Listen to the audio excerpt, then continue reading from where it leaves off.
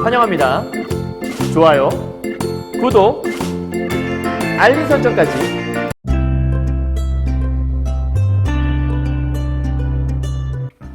안녕하세요. 경화여고 2학년 독서와 문법 완전 정복 A반 학생 여러분 만나서 반갑습니다. 선생님은 세계 최강 국어쌤 조인수 선생님입니다. 선생님이 강의를 오늘 찍게 된 건 사실은 어제 우리 강의했었는데요. 어제 그 월수반, 어제 이제 화목반이죠. 독서와 문법 완전 정복 A반 8차시 강의를 했었는데 중간에 요거 실시간 스트리밍 강의가 녹음이 안 됐어요. 그죠? 그래서 사실 중간에 다시 여러분이 듣고 싶었던 부분들이 있을 텐데 그 부분이 녹화가 안 돼서 다시 좀 이렇게 피치 못하게 재녹화를 하게 됐어요. 그러니까 어제 강의 듣다가 좀 이해 안 됐던 부분들, 그리고 혹시 어제 동아리 페스티벌 준비한다고 이 강의를 놓쳤던 사람들은 이 강의 통해서 대체하면 좀 좋을 것 같다는 생각이 드네요. 소리 잘 나오는 걸 다시 한번 녹음할 거니까 잘 들어주면 좋겠고, 자, 오늘은 페이지가 31페이지예요. 자, 오늘까지 하면 이제 우리 이 교재에서 이번 2학기 방과후 수업에서 독서와 문법 완전 정복의 기초 파트가 끝나는 거예요. 그리고 다음 시간부터는 뭐가 들어가냐면 영역별로 출제 가능성 업이라고 할 수 있는 평가원 시험이나 아니면 수능 혹은 모의고사에서 많이 볼 수 있었던 흔히 이제 중요하다 생각되는 소재들을 가지고 다음 시간에 공부를 할 거라서 다음 시간부터 조금 어려워지거든요. 그러니까 오늘까지만 좀 쉽다. 그래서 오늘은 마지막 예술 파트, 우리 인문, 사회, 과학, 기술까지 끝났고 이제 마지막 예술 파트 정리하는 거니까 오늘 공공미술에 대한 것들 공부하나 보다 생각하시고 공공미술은 무엇일까를 좀 정리하시면 될 것 같네요. 자, 먼저 볼 거예요. 요게 이제 1문단인데요. 요런 그림 혹시 본 적 있나요? 보신 적 있어요? 청계천이라고 하는 이제 그 광화문이 있는 광화문 지역에 가게 되면 거기에 청계천의 그 입구 쪽에 보면 이렇게 소라 모양처럼 된 조형물이 하나 있어요. 이게 우리가 제목이 좀 전에 봤던 요 스프링이라고 하는 거거든요. 그러니까 서울의 청계광장에 스프링이라고 하는 여기 돌돌 말려 있는 요거 있는데 요게 이제 어떤 애들은 뭐 소라 모양이다, 저기 조개 껍데기처럼 생겼다라고 얘기하긴 하지만 제목 자체가 스프링이라고 하는 거예요. 그러면 스프링이라는 제목을 가지고 있는 하나의 미술품이자 예술 작품이라 볼 수 있는데 특이한 거는 이 작품이 미술관에 있지 않죠.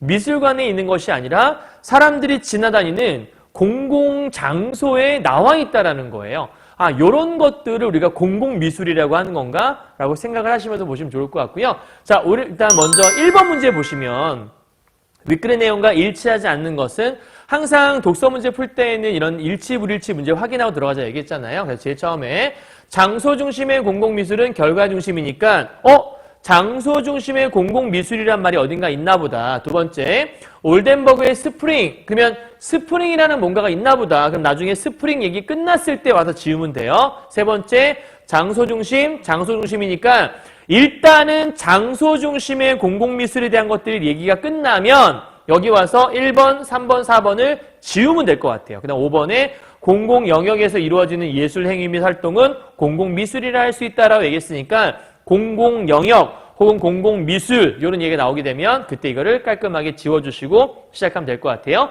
자, 2번 문제는 그림이 나와 있으니까 그건 읽고 나서 풀어야 될 것 같고 3번 문제는 A의 입장이니까 A를 보고 문제를 풀어야 될 것 같네요. 이해했죠? 자, 그러면 이제 본문 들어가기 전에 핵심 포인트 짚고 넘어가죠. 문제를 풀었을 거니까 31페이지 문제 풀었다는 전제하에 선생님이 여러분한테 제시해드리는 키워드예요. 자, 이 문제를 풀었을 때 내가 이 부분에 대한 것들을 발견했는지를 찾아보는 거죠. 첫 번째, 글의 핵심 포인트인데 공공미술의 정의와 올덴버그에 대해서 내가 이 글을 통해 봤는지 확인하셔야 되고요. 두 번째, 1960에서 80년대의 공공미술의 특징은 무엇인지. 세 번째, 1990년대 그러면 이 글 보면 적어도 60에서 80년대와 90년대라고 하는 두 시대의 공공미술이 있나 보다. 죄송해요. 그거를 비교할 수 있어야 되는 거고 마지막이 예술의 자율성과 소통의 가능성의 관계에 대해 살펴보면 이제 이 지문이 끝난다라는 거죠. 여기까지 준비됐으면 이제 시작해 보도록 할게요. 1문단부터 가봅시다.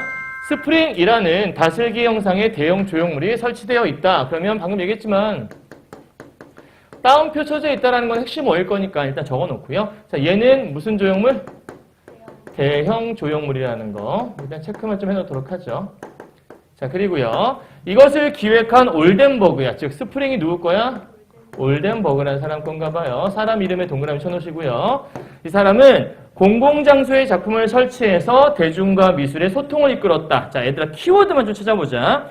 스프링의 목적이 있죠. 그죠? 자, 일단 첫 번째 목적은 뭐예요? 어디에 한 거예요? 어디에? 그쵸? 이게 포인트죠. 공공장소라는 단어가 포인트일 거야. 그러니까 스프링을 정의할 때 제일 중요한 건 얘는 다른 곳도 아니고 공공장소에 있다. 이게 중요한 포인트가 될 것이고요. 다음 두 번째, 대중과 미술의 소통을 이끌어내고 있다. 키워드가 뭐예요? 이거겠죠. 소통이죠. 그죠? 그러니까 공공장소에 설치했어. 왜 했어? 소통을 하기 위해서. 그죠? 오케이? 그러면 결국 소통을 위해서 여기다 했냐라고 벌려 했더니 여기 이렇게 써있네. 설치해서 소통했다고 했으니까 이것이 근거가 되어서 결국은 소통을 이끌어냈다는 뜻인 거잖아요. 그죠? 그러니까 이 스프링이라는 작품은 무엇을 위한 작품이야? 소통을 위한 작품이야. 그것을 위해서 우리가 한 일이 뭐야? 공공장소에 설치한 거야. 그치? 그러니까 중요한 포인트는 뭐냐면 소통을 하기 위해서 공공장소에 설치했다. 여기는 얘가 제일 중요한 포인트인 거죠. 그죠? 그러니까 미술품이라는 것들이 결국은 미술이라고 하는 것들은 작가가 표현을 해서 대중에게 뭔가를 알리기 위한 거잖아요. 그게 우리가 다라 말하는 소통이라는 거잖아. 근데 그 소통을 미술관에다 해놓은 게 아니라 어디다 해놓은 거야? 공공장소에 해놓은 것들. 그걸 우리 이제 뭐라 할 거냐면 밑에 봐. 대중과 미술의 소통을 위해 공공장소에 설치된 써있잖아요. 이렇게 해서. 지금 이 말이 밑에 한번 정리된 거죠. 그죠? 설치해서 이거 했다. 즉 소통을 위해서 이거 했다고 했으니까 이것이 뭐가 되는 거야? 소통이 결국 내가 이루고자 하는 목적이 되는 것이고 그 목적을 위한 얘가 뭐가 되는 거야? 수단이 되는 거죠. 그죠? 그래서 미술작품 또는 공공영역에서 우리 아까 읽었던 것 같은데 공공영역에서 이루어지는 거 공공미술. 아까 1번에 몇 번이었니? 1번에 5번인가? 공공영역에서 이루어진 예술행위 및 활동 공공미술이란다. 써있네요. 그죠? 그럼 맞는 말인가? 1번, 5번 지울 수 있겠네? 그리고 아까 우리 올덴버그 읽었잖아? 올덴버그 스프링. 1번에 2번 볼게. 대중과의 무엇을 위한 작품이다? 소통을 위한 거다. 지울 수 있겠네요. 그러면 1문단까지 읽었는데 1번에 2번과 5번 지울 수 있다는 얘기죠. 되게 쉬운 문제죠? 이게 2014년도 문제예요, 여러분. 그러니까 2014년도의 2학년 문제는 이 정도 수준이었던 거예요. 그래서 난 개인적으로 예전 고2보다 여러분이 훨씬 더 똑똑해요. 아니 똑똑한지는 정확히 모르겠지만 똑똑해야 해요, 여러분. 왜 똑똑해야 할까요? 그때 당시의 지문과 지금의 지문은 되게 갭이 커요. 그때 당시는 글이 짧은 경향이 많았거든요. 그리고 비문학 지문이 4개였단 말이에요. 근데 지금은 비문학 지문이 몇 개죠? 3개예요. 그리고 그 3개 갖고 이제 변별을 하려다 보니까 지문이 뭐 할 수밖에 없냐면 어려워질 수밖에 없고 길어질 수밖에 없다라는 거죠. 그러니까 이 정도 지문 여러분이 쉽게 읽어낼 수 있다면 그 다음 단계는 뭐 이거가 바탕이 된다면 좀 더 잘할 수 있겠죠. 그죠? 그러니까 이 정도도 하지 못하면 내가 글을 읽는 능력이 아직은 부족한가 보다 생각을 좀 하시고 좀 더 글을 꼼꼼하게 읽는 연습을 좀 하셔야 된다는 얘기를 드리고 있는 거예요. 그러니까 이런 1번 문제 같은 경우에는 정답률이 거의 90% 이상 해당하는 문제라고 볼 수 있어요. 왜냐하면 1번부터 먼저 일단 2번, 5번이 지워지는 것들이니까. 자, 주제는요. 공공미술의 정의라고 할 수 있는 문제였죠. 그죠? 자, 지금 8차시잖아요. 여전히 여러분 소주제에 아무것도 안 적혀 있으면 안 돼요. 스스로 소주제를 적을 수 있어야 지문을 요약할 수 있다는 얘기고 지문을 요약할 수 있어야 이 글을 내가 이해했다는 얘기이기 때문에 이걸 적을 수 없다면 내가 이 본문을 이해 못한 거나 마찬가지거든요. 귀찮아도 좀 하시고요. 독서 지문이나 이 비문학 공부는 귀찮으짐을 극복해야 늘어요. 근데 자꾸 하다가 재미도 없고 그런 마음 때문에 안 하게 되면 이건 늘지 않거든요. 선생님 같은 경우에도 독서를 애들한테 가르칠 때에는 독서 문제 풀면 되게 수월하게 잘 풀리는데 평소에 문학만 애들 가르치다 보면 독서 문제가 잘 안 풀려. 그러니까 나도 그런데 여러분은 더 하겠죠. 그러니까 독서 문제는 계속해서 풀어보시고 자꾸 적응하셔야 돼요. 자, 이 문단 가볼게요. 1960년대 후반부터 80년대까지의 공공미술은이라고 되어 있잖아. 근데 얘들아 얼른 3문단 가봐. 3문단 뭐라고 써있어? 1990년대부터라고 되어 있지. 90년 이후라고. 그러면 이 글은 이 공공미술에 대한 것들을 두 개로 구분하는 거죠. 하나는 언제요? 1960부터 1980년대 미술 하나하고 두 번째는 언제 거를? 1990년 이후, 그죠? 요 두 개를 이렇게 비교한다라고 알 수 있어야 돼요. 그러니까 글을 읽을 때에는 그냥 끌려가지 마시고 이 글이 어떻게 된 글인가를 예측하며 읽으라고 얘기했잖아요. 그럼 여기 있는 이 문단은 여기에 키워드를 적을 거예요. 지금부터요. 3문단 여기에 키워드를 적으면 서로 비교한 게 나올 수 있겠죠? 자, 가봅시다. 이때까지 공공미술은 대중과 미술의 소통을 위해 이제 이런 거 잘 안 쳐도 되겠죠. 당연히 소통이니까. 작품이 설치되는 장소를 확장하는 쪽으로 전개되었기 때문에 장소 중심의 공공미술이라고 한대. 자, 중요한 단어가 뭐예요? 그렇지. 여기는 장소 중심의 여기 키워드라는 걸 알 수 있죠? 자, 그런데 이 장소 중심의 공공미술을 뭐라고 하는 거냐면 무엇이 확장됐다고 얘기했지? 장소가 확장됐다고 얘기했어. 일단 장소가 확장이라고 하는 것들은 하나에 머물러 있는 것이 아니잖아? 그럼 여러 개의 공간이 나올 거야. 자, 보자. 하나씩. 할 수 있다. 이전까지는 첫 번째 동그라미 미술관에만 전시, 즉 미술관이라는 장소에 있었다는 얘기인 거죠. 쉽게 말하면 미술관이라는 공간은 실내잖아요. 중간에 있던 이 미술관의 작품을 사람들이 자주 드나드는 어디에? 공공 건물에 설치를 하기 시작을 한 거예요. 자, 장소로 이동을 했어요. 어디로 갔냐면 공공 건물로 간 거예요. 공공 건물이라고 하면 흔히 말하는 이제 뭐 회사 아니면 뭐 시청 아니면 뭐 학교 이런 것들이 공공 건물이죠. 여기에 설치하기 시작을 했어. 근데 문제가 있어. 하지만 반드시 접속사에 세모 쳐놓으시고요. 하지만 문제가 있어요. 공공 건물에 설치된 작품들은 한낱 건물의 장식으로 인식되어 대중과의 소통에 뭐가 있었다? 한계가 있었다. 우리 아까 한계 읽었었는데 1번이 몇 번이었냐면 3번 가보자. 장소 중심의 공공미술은 대중과의 소통에 한계가 있었다. 있니? 지울 수 있겠죠. 바로바로 지워버려요. 키워드 기억했을 거예요. 때문에 결국은 여기 있는 공공 건물에 지었던 것들이 뭐가 있다라고 얘기했어. 방금? 소통에 뭐가 있다? 한계가 있었다. 자, 그래서 다음 대책이 뭐였냐면 밑으로 와봐요.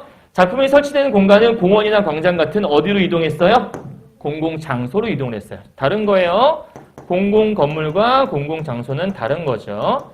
자, 공공 건물이라고 하는 것들은 모든 사람들이 함께 공익적인 의미로 이용하는 공간, 그 공공 건물. 공공 장소는 그냥 그런 장소가 아니어도 사람들이 함께 공유할 수 있는 모든 공간을 다 공공 장소라고 하죠. 특별히 대표적인 게 공원이나 광장을 얘기한대요. 아까 내가 예를 든 그거 생각하시면 돼요, 여러분.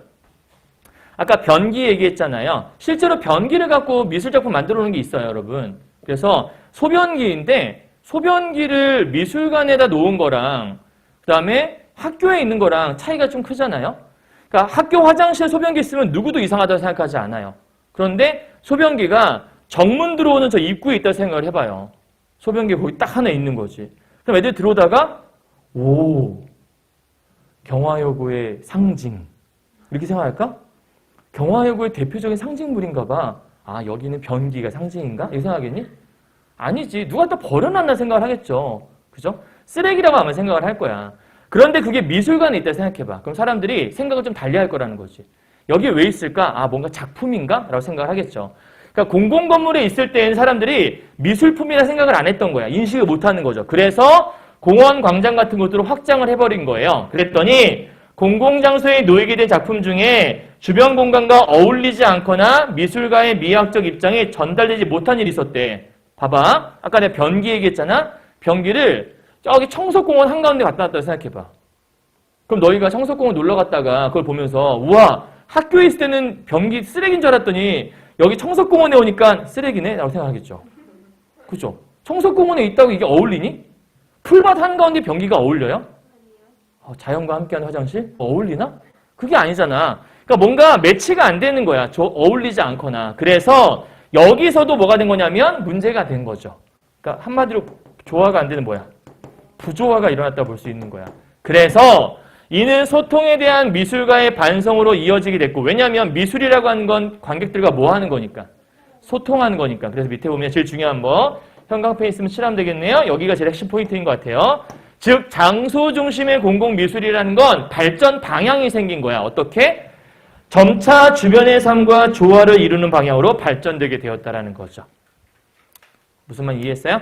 여러분 이때 이 주변이라고 하는 것들이 한마디로 장소를 얘기하는 거라고 볼 수 있을 것 같아요. 그죠?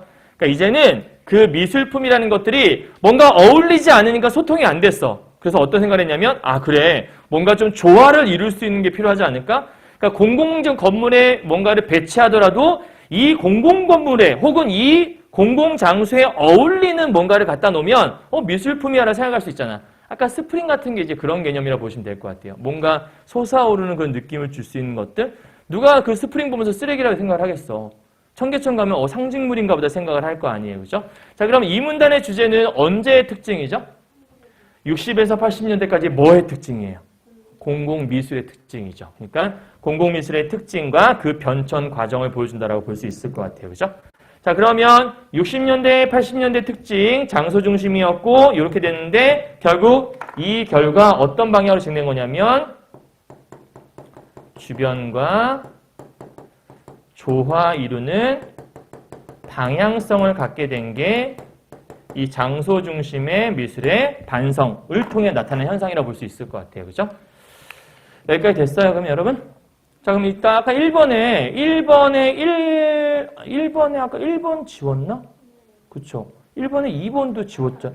1번 안 지웠구나. 지금 아직 안 나왔으니까 1번에 2번 지웠고 1번에 3번 지웠고 1번에 5번 지웠고 아직 1번과 4번은 모르겠네. 그지? 왜냐면 나온 적이 없으니까 일단 넘어가야 될 것 같아요. 자, 2문단까지 정리했고요. 3문단 가보도록 할게요. 다 적었어요? 갑시다. 자, 1990년대 이후의 공공미술은요. 참된 소통이 무엇인가가 이제 궁금했던 거야. 왜냐하면 이 장소 중심의 미술을 하다 보니까 사람들에게 미술가들의 의도가 전달이 안 돼서 소통이 잘 안 됐잖아. 그래서 자꾸 조화를 이루다 보니까 진짜 소통이 뭐지? 궁금했던 거야. 그래서 대중을 작품 창작 과정에 참여시켜. 그래서 무슨 중심이야? 참여 중심. 그럼 여기 포인트는 얘는 참여 중심이구나. 여기에 이제 포인트라고 보면 될 것 같아요. 자, 그래서 이때의 공공미술은 대중들이 작품 제작에 직접 참여하게 하거나 작품을 보고 만지며 체험하는. 그래서 우리 미술관 가면 요즘에는 체험하는 거 되게 많잖아. 직접 뭔가를 만들어 보고. 그래서 참여 중심의 포인트는 뭐냐면 대중들이 만지고 체험한다라는 이런 것들이 전부 다 여기 있는 키워드라고 보시면 될 것 같아요. 그죠? 자, 그러면 그 다음 볼게요.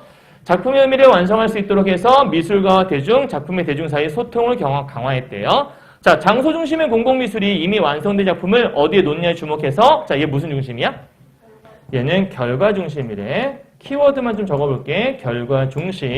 그리고 참여 중심의 공공미술은 밑에 보니까 뭐 중심이야? 과정 중심이야. 그럼 얘는 과정이 중요하다라고 써있고요. 하나 더 적을 게 있죠? 얘는 결과 중심의 무슨 미술이래요? 수동적 미술이라는 것들이니까 결과 플러스 여기는 수동 포인트, 여기는 과정 플러스 뭐가 포인트야? 능동의 포인트인 거지. 이제 질문 하나 할 거야. 여러분 책에 문제는 없어요. 자, 이 질문을 준 다음에 이렇게 물어볼 수 있어요. 1990년대 이후는 참여 중심이라고 얘기했잖아. 그렇죠? 참여라고 하는 거 서로 소통한다는 거잖아. 관객들이 참여해서. 그러면 여기는 참여 중심이기 때문에 관객이 소통을 한다면 여기는 소통이 안 되는 거야. 맞아, 틀려? 왜 틀렸지? 얘들아 봐봐. 여기는 참여 중심이라고 돼 있으면 관객이 참여해서 함께 소통하는 거다라고 애들이 생각할 수 있는데 그럼 여기가 좀 약간 반대 개념이잖아. 수동이고 능동이니까. 그래서 이쪽은 마치 여기는 소통이 있는데 여기는 소통이 안 된 거라 생각할 수 있거든. 근데 이제 주안점은 이거지. 이 두 개의 공통점이 뭐예요? 무슨 미술이에요? 공공미술이죠. 공공미술의 가장 핵심 포인트가 뭐죠? 소통하는 거잖아요. 그러니까 이 두 개가 전부 다 공공미술이라는 것들을 머릿속에 갖고 있다면 공공미술이라고 하는 것들은 기본적으로 뭐가 들어있는 거죠? 소통이 들어가 있는 거죠. 그러니까 이게 장소가 중심이 되었든 아니면 여기 있는 참여가 중심이 되었든 둘 다 무엇이 기본이에요? 소통이 기본인 거잖아요. 그러니까 이거는 놓치면 안 된다는 걸 얘기하는 거예요. 알았죠? 그러니까 핵심 여기서 헷갈리면 안 되는 것 같아요. 자, 그러면 잠깐 3문단 주제 보기 전에 1번에 1번 해결할 수 있겠네요. 장소 중심의 공공미술은 결과 중심이다라는 말 맞아요, 틀려요? 맞잖아요. 장소 중심은 결과 중심이라는 거. 근데 1번에 4번 가보시면 장소 중심의 공공미술은 작품 창작에서 대중의 참여를 중요시했대. 참여 중시한 건 무슨 미술이지? 참여 중심이지. 그렇지? 참여를 중요시했으니까. 그러면 1번에 4번은 뭐가 틀렸냐면 장소 중심이라고 쓰면 안 되고 참여 중심이라고 고치던가 아니면 뒤쪽에 장소 중심의 공공미술은 작품 창작에서 뭐를 중시했다? 결과를 중시했다라고 쓰던가 아니면 장소를 중시했다 쓰던가 그 말로 바뀌어야겠죠. 그죠? 그러니까 1번의 답은 쉽게 4번이 나왔다는 걸 확인할 수 있을 거예요. 그럼 여기 단락의 주제는 당연히 1990년대니까 1990년대 이후 공공미술 이거랑 맨 마지막 쪽에 보니까 장소 중심 공공미술을 비교해 놓았잖아요. 참고로 앞에 있는 1990년대 이후 공공미술은 뭐라고도 하죠? 참여 중심 공공미술이라고 하다. 여러분 책에 만약에 현재 산문단 쓸 때 참여 중심 공공미술 vs 장소 중심 공공미술을 썼어도 크게 틀린 건 아니라는 거죠. 그 두 개를 비교한 거나 마찬가지니까. 자, 그리고 나서 이제 마지막 4문단 나오고 4문단에 A 있으니까 그 A는 아마 3번 문제 풀 때 활용이 될 것 같아요. 자, 넘어가겠습니다. 3문단 가볼게요. 그런데 공공미술에서는 대중과의 소통을 위해서 누구나 쉽게 다가가 감상할 수 있는 작품을 만들어야 되기 때문에 그럼 봐 얘들아. 대중과의 소통을 위해서 누구나 쉽게 다가갈 수 있어야 된다는 거야. 왜냐하면 관객들은 전문가가 아니잖아. 그러니까 흔히 말하는 대중들은 전문가가 아닌데 미술품을 우리가 이해 못할 수가 있잖아. 그러니까 얘들이 최대한 쉽게 다가갈 수 있도록 하려면 미술가가 자신의 미학적 입장을 어느 정도 포기해야 한다라고 뭐 할 수 있대? 우려할 수 있대. 그럼 이거는 누구의 우려야? 미술가의 우려야. 그죠? 요거는 좀 말이 좀 그럴듯하게 써서 그런 거지. 한마디로 얘기하면 뭐지? 미술가가 저 우매한 민중들 혹은 우매한 대중들한테 쟤네가 무식한데 이걸 이해할 수 있을까? 이런 생각을 한다라는 거죠. 그죠? 그러니까 쟤네가 이해 못할 것 같은데 내 예술적 경험은 뭐 포기해야겠다. 그냥 쉽게 만들어서 설명해줘야지 뭐. 이렇게 한다라는 거죠. 흔히 말하는 요번에 왜 그 쿠솔 웡이라는 사람이 자동차 뒤집어 놓고 책 기억나세요? 그래서 뭐 자동차 뒤집어서 뭐 안락함 이거 있었잖아. 근데 그걸 딱 보여주고 나서 작가가 딱 자동차 뒤집었어. 사람들이 이해할 수 있을까? 이해 못할 수 있으니까 이거는 만들었지만 그냥 보여주지 말아야지. 그럼 사람들이 아무도 못 받겠죠. 자, 근데 이거에 대해서 이 사람 뭐라고 하나 봐봐요. 이러한 우려는 대중의 미적 감상 능력을 무시하는 편협한 시각이다라고 얘기를 해요. 이게 무슨 얘기죠? 대중들은 바보가 아니라는 거예요. 그죠? 그러니까 지금 미술가들의 시각이잖아. 요거는 미술가들의 입장인 거고. 그죠?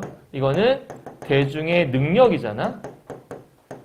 이 둘 간에 이렇게 뭐가 있다는 거냐면 괴리감이 있다라고 누가 생각을 한 거야? 미술가가 생각을 했던 거야. 그런데 이 작가의 생각은 이거 사이에 괴리가 있다 없다? 없다라고 얘기하는 거예요. 그게 작가의 생각인 거죠. 자, 왜 그런지 봅시다. 밑에. 왜냐하면 추상적이고 난해한 작품이라도 대중과의 소통의 가능성은 늘 존재한다. 그래서 이제 빨간 펜. 제일 중요한 거. 따라서 결론 내리죠. 공공미술에서 예술의 자율성, 동그라미 쳐 있어야 돼요. 소통의 가능성, 동그라미 쳐 있어야 돼요. 과 대립하지 않는다라고 써 있어요. 자, 그럼 이제 질문할 게 하나 있어요. 예술의 자율성이라는 건 누구 중심이에요? 그렇죠. 여기는 미술가 중심이에요. 정확히 얘기하면 예술가 중심이라고 합시다. 예술가 중심적인 생각이 예술의 자율성이죠. 그런데 소통의 가능성이라고 하는 건 누구에게 전달되냐 물어보는 거지? 대중이죠. 그러니까 이거는 대중과의 소통이죠. 여기는 대중이 중심인 거예요. 즉 대중에게 중심을 두든 예술가에게 중심을 두든 이 두 개는 서로 뭐하지 않아? 대립하지 않아라는 뜻이야. 그러니까 미술가들아 관객들을 쉽게 이해시키려고 쉽게 만들려고 하지 마. 그냥 너희가 만들어도 다 이해할 수 있어라는 얘기야. 그렇죠? 그러니까 무시하지 마라. 미술가들 아이고 예술한다고 지금 티내냐? 뭐 이런 거라 볼 수 있겠죠? 자, 그런데 그렇다고 해서 우리가 예술가를 다 이해할 수 있을까? 미술관 가봐요. 다 이해돼요? 피카소의 그림 이해 가니? 그럼 내가 미술을 했겠지. 이해 안 갈걸요? 하물며 우리가 문학에서 이상의 시도 이해가 안 가는걸? 이상의 시 막 숫자만 써 있어. 1, 2, 3, 4, 5, 6, 7, 8, 1, 2, 3, 4, 5, 6, 7, 8, 1, 2, 3, 4 써 있어. 그리고 시라고 써 있어. 이상해. 그럼 뭐라 써요? 이상한 거구나. 이게 시인가? 뭐 이렇게 생각하잖아요. 그죠? 하물며 미술은 더 하거든요. 그래서 밑에 보면 제일 중요한 거 공공미술가의 역할이 있어요. 예술의 자율성과 소통의 가능성을 높이기 위해 여기 높이는 게 포인트잖아. 왜냐하면 소통을 하는 게 공공미술의 특징이니까 대중의 예술적 감성이 어떠한지 대중이 어떠한 작품을 기대하는지 여기까지 면밀히 분석해서 작품을 창작하는 게 중요하다. 그러니까 이게 뭔 얘기냐면 미술가들은 너무 자기의 예술 경향을 포기하지 말고 적절하게 표현을 하되 관객들이 무엇을 원하는지를 아는 선에서 표현하라는 거죠. 관객들을 무시하고 하면 뭐가 일어나지 않는 거죠? 소통이 일어나지 않는 거죠. 그거는 우리가 무엇의 취지에 맞지 않아요? 공공미술의 취지에 맞지 않는 거죠. 그러니까 공공미술의 취지에 맞게 소통의 가능성을 높이기 위해서 관중들이 뭘 원하는지, 대중들이 뭘 원하는지를 잘 연구해보라는 얘기를 하는 거니까 마지막에서는 이런 얘기하는 거네요. 예술의 자율성과 소통의 가능성의 관계에 대한 설명을 하고 있다라고 정리하시면 돼요. 그러니까 4문단에서 여러분이 줄을 다 안 쳤어도 선생님이 지금 네모 쳐놓은 부분 있잖아요. 여기에 줄이 쳐져 있지 않으면 여러분 이 4문단은 잘못 읽은 거예요. 여기가 제일 중요했던 거니까 되게 쉽게 찾을 수 있었죠. 왜냐하면 따라서 다음에 나왔으니까요. 그죠? 그러니까 이 한마디 하려고 블라블라 되게 많은 말들을 갖다 붙였다고 생각하시면 되는 거예요. 자, 이게 A의 포인트라고 보시면 돼요. 이 사실을 놓치지 않은 상태에서 이제 가시면 되고요. 자, 여기는 쉬운 글이라고 말씀드렸어요. 우리 1번 문제 풀었으니까 1번 문제를 바로 넘어가도록 할게요. 자, 2번 바로 갑시다. 예술 관련된 지문 나왔을 때 이렇게 그림을 줄 거예요. 그러면 여러분 잘 봐요. 그림은 보지 마요. 그림 보라고 만든 문제가 아니에요. 지금 시간은 미술 시간이 아니잖아요. 그러니까 이 그림을 보면서 와, 이 그림이 의미하는 건 무엇일까? 볼 필요가 없어요. 뭘 봐야 돼요? 소개하는 글을 보는 거예요. 자, 글 속에서 핵심어가 뭐냐라는 거죠. 블라블라 쭉 읽어본 다음에 사람들은 벽에 새겨진 이름을 어루만지면서 슬픔과 국가의 역사를 함께, 자, 중요한 포인트 어디 있어요? 능동적인 체험했다는 게 포인트예요. 결국 여기 나와 있는 이 그림은 무슨 미술을 설명하기 위한 거예요? 참여 중심의 공공미술 설명하기 위한 거라. 그걸 찾으라는 얘기하는 거죠. 이해했어요? 세잔과 입체파도 마찬가지야. 너희들이 이번에 선생님 만약에 이번 이제 기말고사 때 세잔과 입체파가 갖고 시험지 낸다면 그림을 줄 수 있을 거잖아요. 보기에다가요. 그런데 그 그림을 보고 이건 원근법을 이용한 거구나. 그걸 누가 찾을 수 있어? 미술 시간이 아닌데. 그럼 뭘 봐야 돼? 밑에 글씨가 써 있을 거예요. 가령 예를 든다면 세잔 아니면 밑에 뭐 고갱 아니면 고흐 이런 말이 써 있을 거예요. 그럼 고흐나 고갱이 어느 사조를 대표하는 사람인지 찾기 위해서 사람 이름만 하게 하면 되는 거지. 굳이 그 그림 보면서 얘는 뭔가 약간 언밸런스하니까 요게 그 흔히 말하는 그 후기 인상주의에서 말하는 뭔가 언밸런스한 조언가 보다 그런 쓸데없는 짓 하지 말라는 얘기예요. 무슨 얘기인지 이해했어요? 그러니까 예술 지문은 뭘 봐라? 설명을 봐라. 글씨를 보라고 얘기한 거야. 자, 지금 우리 참여 중심 얘기했죠? 1번부터 봅시다. 관람객이 아픈 역사를 떠올린다는 점에서 수동적이야? 그거는 장소 중심이잖아. 틀렸죠? 두 번째, 이것은 건물의 장식이다. 건물의 장식은 뭐 중심인 거죠? 장소 중심인 거죠. 그래서 아까 비판받았잖아. 어울리지 않는다고. 세 번째, 참여 중심의 공공미술이다. 맞아, 틀려? 맞네요. 그럼 답 몇 번이에요? 3번이죠. 너무나 쉽게 나오는 문제예요. 그러니까 이거는 지문 딱 읽고 나서 문제 풀면 거의 한 10초도 안 돼서 문제 풀 수 있어요. 4번 뭐가 틀렸죠? 관람객이 수용되지 못하는 게 아니죠. 왜냐하면 공공미술은 뭐 하기 위한 거니까?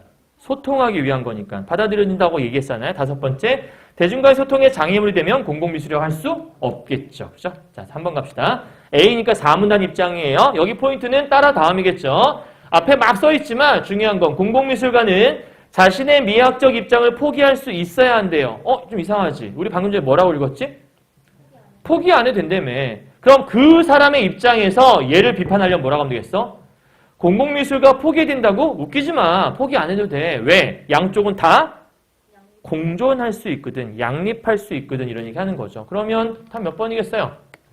4번에 써있지 않니? 공공미술에서 미술가가 미학적 입장 포기하지 않아도 소통 가능하다 얘기하는 거니까 답은 쉽게 4번이라는 걸 체크할 수 있을 거예요. 됐죠? 자, 쉬운 질문 빨리 정리했고요. 6번 문제 별표시라고 얘기했어요. 자, 품사 통용이라고 얘기했는데 품사 통용이 뭐냐면 저 노란색 부분을 보시면 돼요. 형태는 동일하지만 다른 품사로 쓰이는 걸 품사 통용이라고 해요. 이게 어려워요. 왜냐하면 쉬운 건 쉬운데 어려운 건 또 어려울 수 있거든요. 그게 이제 뭔지를 보여드릴 거고 지금부터 좀 밖에 많은 것들을 알려드릴 거예요. 품사 통용을 사용할 때 자주 사용하는 기법들이 몇 가지가 있어요. 여러분 그거를 조금 정리를 하고 들어가도록 할게요. 자, 저기 보시면 그대여 그 마음 편치 이거 노래다 얘들아. 그대여 그 마음 편치 마오 뭐 이런 노래예요. 자, 이 그 할 때 이 그의 역할이 뭘까요? 그 마음을 꾸미겠죠. 그죠? 그럼 마음이라고 하는 건 품사가 뭐예요? 명사예요. 명사를 꾸밀 수 있는 말은 내가 뭐라 그랬죠? 명사를 꾸미는, 체언을 꾸미는 말 뭐라 그랬죠? 관형사라고 했죠. 근데 이게 형용사냐? 그런 게 없잖아요. 그는 원래 형태가 그거든요. 그러니까 얘는 무슨 사? 관형사라고 하는 거예요. 방금 수빈이가 얘기했었는데 그라고 가리키잖아요. 그죠? 여러분 이거 명확히 해요. 가르키는 거예요. 그죠? 가리키는 거죠. 가리키는 거. 가르치는 게 아니고 가리키는 거. 그럼 가리킨다라고 할 때 우리가 지시한다고 하잖아. 그래서 정확히 명칭은 지시관형사 그 흔히 말 우리가 이그저라고 하죠. 이그저. 이그저. 이거 아세요, 여러분? 이가 어디예요? 말하는 사람? 근처가 이. 자, 요거는 이거예요, 그거예요? 이거라고 하죠. 내가 누군가한테 이거 줘라고 얘기해요? 아니면 그거 줘라고 얘기해요? 그거 줘라고 하죠. 그라고 하는 건 청자 옆에 있는 걸 얘기하는 거예요. 저는 뭐예요? 저는 나와 청자에서 멀리 떨어진 걸 적어라고 해요. 쉽게 말해 이런 거죠. 얘들아, 이거 봐. 얘들아, 그거 줘. 야, 저기 갈까? 이렇게 얘기하죠. 그죠? 그래서 이, 그, 우리 둘의 멀리는 저. 이렇게 얘기하는 거니까. 이, 그저는 기본적으로 알아두셔야 돼요. 다시 돌아가서요. 관형사예요? 똑같은 그잖아요. 근데 여기 보면 그가 목소리를 높였어요. 그럼 이때 그는 여러분이 알고 있는 그 3인칭 뭐예요? 대명사예요. 그죠? 그러면 형태는 똑같이 생겼는데 품사가 다르네요. 쟤는 관형사고 얘는 대명사. 이런 걸 우리 뭐라고 한다고요? 품사 통용이라고 한다고요. 이해하셨나요? 그럼 1번 봐요. 기억은 체언을 꾸며주는 관형사이고 니은은 격조사와 결합하고 명사를 대신할 수 있는 대명사다. 맞아 틀려요? 맞네요. 자, 그럼 일단 여러분이 알아야 될 게 하나 있네. 품사 통용의 첫 번째 관형사와 뭐를 섞어요? 명사를 섞을 수가 있어요. 그러면 관형사와 명사의 조건을 보면 되겠네요. 이게 관형사인지 아닌지 알아보려면 그 뒤에 뭐가 오는지 보면 돼요. 뒤에 체언이 오는지 확인해 보면 돼요. 그죠? 그다음 얘가 명사인지 아닌지 확인해 보려면 어떻게 하면 될까요? 얘와 반대로 앞에 관형사가 붙거나 더 중요한 게 하나 있어요. 명사는 반드시 뒤에 뭐가 올까요? 도와주는 말이 조사가 와요. 그러니까 조사가 붙을 수 있다는 얘기는 명사 혹은 체언이라는 얘기를 하고 있는 거예요. 분필을 몇 번을 드리는 거야? 나와라. 분필이 없었구나. 자, 이해하셨죠? 이거 기본사항인데 여러분 생각보다 이런 거 문제 풀 때 활용 안 하신 경우가 많거든요. 다시 한번 정리해요. 관형사는 뒤에 뭐가 온다? 체언이 온다. 그 다음에 이게 체언인지 알아보려면 뒤에 뭐가 온다? 조사가 온다 얘기했어요. 그죠? 기억하세요. 자, 조사. 이거. 자, 2번 문제 가보도록 하죠. 모두 웃고만 있을 뿐이지 말이 없었다라고 얘기했어요. 여러분 명사에는 여러 가지가 있지만 혼자 쓸 수 없고 의존해야만 쓸 수 있는 의존 명사라는 게 있어요. 자, 여러분 봐요. 여기 모두 웃고만 있을 뿐이지라고 돼 있어. 자, 뿐에다가 이다라고 하는 뭐가 붙어 있어요? 조사가 붙어 있어요. 그럼 이때의 뿐은 뭐예요? 명사겠죠. 조사가 붙었으니까요. 그죠? 근데 혼자 쓸 수 없는 무슨 명사? 의존 명사. 그래서 앞에 이 관형사 을, 이슬이 이렇게 붙어 있는 거예요. 됐죠? 자, 그런데 이때 있는 실력뿐이다 할 수도 있어요. 자, 실력뿐이다 할 때 요때 뿐이라고 하는 거 있잖아요. 요거는 요게 너희 책에 약간 떨어져 있는데 요 두 개 이렇게 붙어 있는 거야, 얘들아. 이렇게 실력뿐이 여기 붙어 있는 거거든. 그럼 실력뿐이다라고 했을 때 이 뿐은 실력에 붙어 있는 말이야. 실력이 명사잖아. 그럼 명사 뒤에 붙은 말을 내가 뭐라 그랬지? 조사라고 했지. 그러니까 뿐은 조사야. 근데 도와주는 조사라 해서 무슨 조사? 보조사라고 해요. 자, 밑에 볼까요? 관형어의 수식을 받고 격조사와 결합한 의존 명사이고 맞네요. 앞말과 붙어 쓰는 조사이다. 맞아 틀려? 맞아요. 자, 그러면 관형사와 명사의 관계도 있고요. 이번엔 명사와 무슨 관계였어? 조사의 관계가 있었네요. 이거는 그냥 그대로 보면 될 것 같아. 아, 명사 뒤엔 뭐가 붙고 조사가 붙고 조사가 맞으려면 앞에 뭐가 있어야 되고 명사가 와야 되고 이 관계만 기억하면 될 것 같아. 그러니까 조사와 명사가 같은 형태일 때가 있구나. 근데 두 개 같은지 보려면 띄어 쓰는지 보면 되는 거고. 자, 이때 중요한 거 하나. 명사에는 무슨 명사가 있다? 의존 명사가 있다. 그럼 명사 앞에 오는 이 관형사라고 하는 관형어가 있을 거야. 요 둘 사이 반드시 어떻게 해야 돼요? 이렇게 해서 띄어 적어야 돼요. 이렇게. 그래서 똑같이 생겼어. 명사와 조사가. 그런데 이 명사는 띄어 썼어. 여기는 붙여 썼어. 아, 그러면 명사와 조사를 구분할 수 있는 가장 중요한 방법 중에 하나는 무슨 쓰기가 있는지 확인해야 돼? 띄어쓰기 유무에 따라서 확인할 수가 있어. 그쵸? 앞에 말과 붙여 썼냐, 앞에 말과 띄어 썼냐에 따라 앞에 말에서 띄어쓰게 되면 얘는 명사, 하나의 단어가 되는 거고 앞에 말과 붙여 썼어? 조사가 될 수 있다. 이런 것들은 대표적인 게 뿐이 있다라는 거죠. 자, 3번 가볼게요. 약속 시간 언제였더라? 라고 하는 게 있어요. 여러분 이거 잘 모르는 경우가 많던데 약속 시간이 언제였더라? 라고 해. 언제라고 하는 건 불특정한 시간이잖아. 근데 그 시간을 대신할 수 있는 게 이 언제란 단어거든? 그럼 얘는 무슨 애야? 대명사야. 약속 시간 언제였더라 할 때 그 언제는 대명사라고 하는 거거든요. 자, 근데 여러분 잘 봐요. 이게 대명사라고 했잖아요. 그럼 이 언제도 대명사 아닐까라고 하려면 언제 뒤에 뭐가 붙어 있어야 돼? 조사가 붙어 있어야 돼. 그럼 얘도 명사가 되는 거지, 채연이. 근데 언제 만납시다라고 있으면 언젠가는 뭐 하자? 만나자라는 거잖아. 그럼 이 언제는 만나자를 꾸미는 거잖아. 그럼 얘는 뭐라고 해야 돼? 얘는 부사라고 해야 돼. 그렇죠? 그러니까 지금 얘가 대명사에 채연인지 확인할 수 있었던 이유는 아까도 얘기했지만 뒤에 뭐가 붙어 있어서? 조사가 붙어 있어서. 근데 얘는 만납시다라고 하는 뒤에 있는 용언을 수식하는 말이기 때문에 정확히 말하면 동사겠지만 얘는 부사가 될 수 있다는 거죠. 자, 밑에 보니까 서술격 조사와 결합할 수 있는 명사 채언이고 정확히 말하면 니은은 동사를 꾸며줄 수 있는 부사다. 맞아 틀려? 맞아 틀려? 맞아 틀려? 아씨, 내가 자꾸 물어보니까 이상하지. 맞아 틀려? 틀렸지. 뭐가 틀렸어? 서술격 조사. 명사라고 써있잖아. 이게 뭐라고 돼 있어? 대명사잖아. 간단한 걸 함정파는 거니까.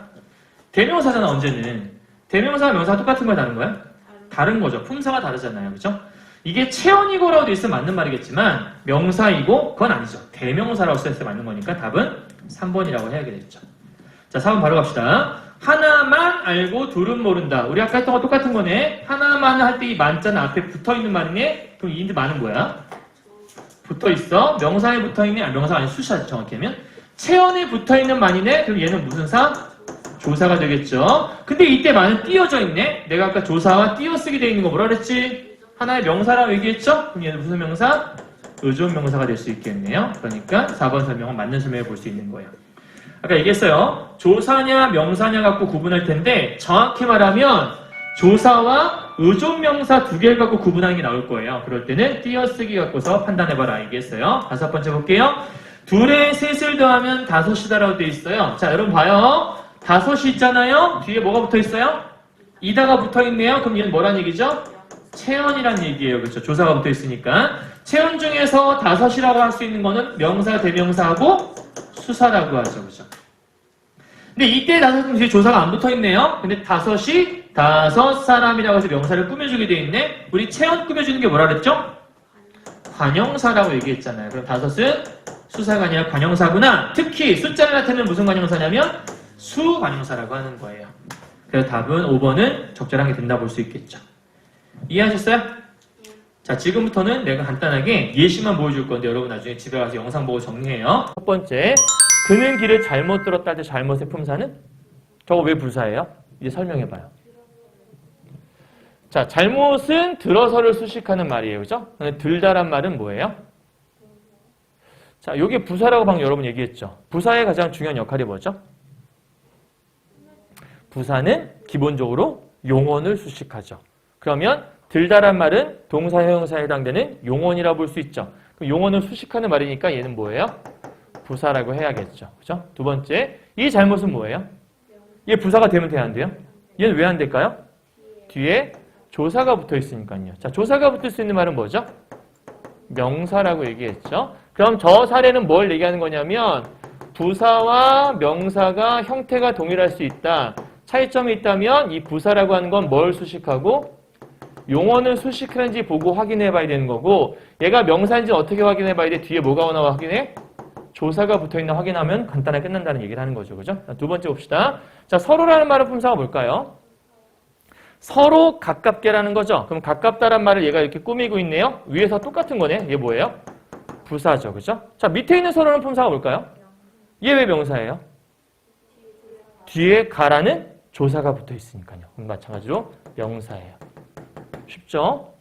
이거 똑같은 지금 사례였던 거예요. 그러니까 명사, 쉽게 말하면 채언이냐 확인하려면 뒤에 뭐가 붙은지 확인하면 돼요? 조사만 확인하면 되는 거죠. 세 번째요. 얼마나 잘하는지 어디 한번 보자. 내가 이건 저번에 외우라 했던 것 같아요. 어디 한번 보자 할 때 어디는? 그렇지. 감탄사라고 얘기했어요. 이거는 케이스가 특이하기 때문에 외우라고 얘기했어요. 그죠? 그다음 밑에 있는 두 번째. 밥을 먹고 어디 같이 가볼 때가 있어. 그러면 어디라고 하는 거는 어디엔가 가볼 때가 있다라는 거죠. 그럼 이때 어디는 요 사이에 애가 생략되어 있는 말이다. 근데 애라고 하는 건 조사죠. 조사에 붙을 수 있는 말은 명사예요. 근데 어디란 말은 어딘가를 가리키는 말인데 대신 가리키는 말이기 때문에 지시 대명사라고 할 수 있는 체언이에요. 그죠? 그러니까 얘와 얘의 공통점은 둘 다 체언이기 때문에 뒤에 뭐가 와야 돼요? 조사가 올 수 있어야 된다고 얘기했어요. 자, 이걸 2번 반복하는 이유는 뭐냐면 중요하니까요. 시험에 잘 나오기도 하고 알아야 하는 것들이니까. 다음 3번째 갑시다. 자, 이때 비교적의 주제 그 품사가 뭘까요? 비교적이 뭘 꾸며줄까요, 여러분? 비교적 교통일까? 비교적 편리하다. 그럼 이제 부사 나왔죠. 편리하다는 용언이니까 얘는 부사가 될 거예요. 근데 밑에 있는 얘는요. 비교적 결정하는 거예요. 비교적 고찰이죠. 근데 고찰은 품사가 명사예요. 명사를 꾸밀 수 있는 말은 관형사라고 하죠. 그래서 부사와 관형사의 차이점을 설명한 거라 볼 수 있는 거니까. 그러면 부사하고 뭐도 겹칠 수 있냐면 관형사도 겹칠 수 있구나. 이때의 차이점은 얘는 용언을 수식하지만 얘는 뭘 수식하냐면 체언을 수식한다. 이런 차이점이 있다고 볼 수 있겠죠. 다음 5번째 여기요. 지난번 했는데 그릇에 담긴 물을 모두 쏟았다. 그럼 모두가 얘를 꾸미죠. 이게 무슨 사? 부사. 얘는요? 얘는요? 모두 합한다는 거잖아요. 그죠? 합하다라는 건 용언이잖아요. 이게 뭐예요? 부사요. 같은 거예요. 속으면 안 돼요. 알았죠?